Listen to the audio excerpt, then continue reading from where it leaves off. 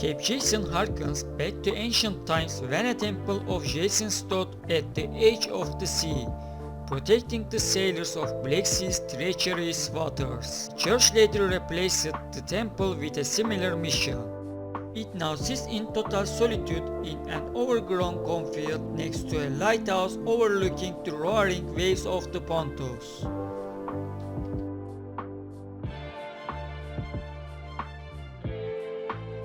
Cape Jason Natural and Archeological Sit area in the borders of Çaytepe village, Perşembe country, is form of a little peninsula lie towards sea.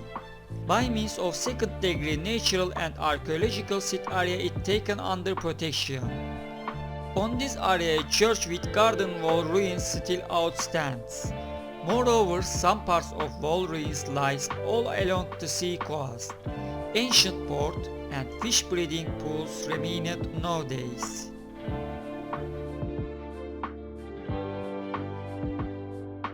The church is located on Jason Cape.